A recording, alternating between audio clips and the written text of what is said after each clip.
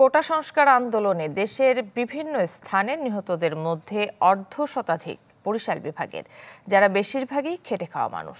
ঘটনার সুষ্ঠু তদন্ত করে উপযুক্ত বিচারের দাবি দিশেহারা এসব পরিবারের। কাজের উদ্দেশ্যে এক সপ্তাহ পর সৌদি আরব যাওয়ার কথা ছিল বরিশালের গৌরনদীর জামাল শিকদারের। চলছিল শেষ সময়ের প্রস্তুতি, কিন্তু চলমান অস্থিরতায় গেল ২০ জুলাই গুলিবিদ্ধ হয়ে মারা যান তিনি। আমরা কোনো দলবল করি না, কিন্তু উনি যা শুরু করছে মার্কেটে, এই সময় আর কি গুলিটা লাগছে গায়ে, উপর থেকে গুলি লাগছে, হেলিকপ্টার দিয়ে গুলি দিছে। আমাদের সব আশা, আমার বাবার আশাগুলো একটা গুলি সব কেড়ে নিয়েছে। আমরা এখন কি করে বাঁচবো, কি করে আমি লেখাপড়া চালাবো। একই উপজেলার কালনা গ্রামের ইমরান খলিফা এখন শুধুই স্মৃতি।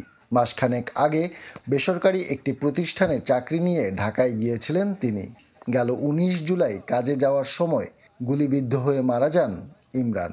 যে আমি একটু রাস্তায় দেখি, রাস্তার পরিস্থিতি কি দেখে দেখতে গেছে, দেখে আসার সময় আমার বাবা গুলি লেগে মারা গেছে। আমার বাড়ির সাথে তো কোনো রাজনীতি করতো না, ঠিক আছে, ও কর্ম করে খাইতো, যা করতো। সুষ্ঠু তদন্ত করে বিচারের দাবি জানিয়েছে নিহতের পরিবার।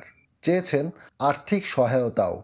এই ছেলের দিয়ে আপনার এই সংসার চলে, এই ছেলের জন্যই এই সংসার। আপনার সরকারের কাছে অনুরোধ, সে সরকার যে এই তাদের দিকে একটু নজর দেয়। আমাদের দাবি এটা থাকবে সরকারের কাছে যে সে যেন আমাদের ফ্যামিলির দিকে নজর দেয়। আব্বু আম্মু অসুস্থ, আর ভাইয়ের বাচ্চাও ছোট, তো এখন এদেরকে কে দেখবে?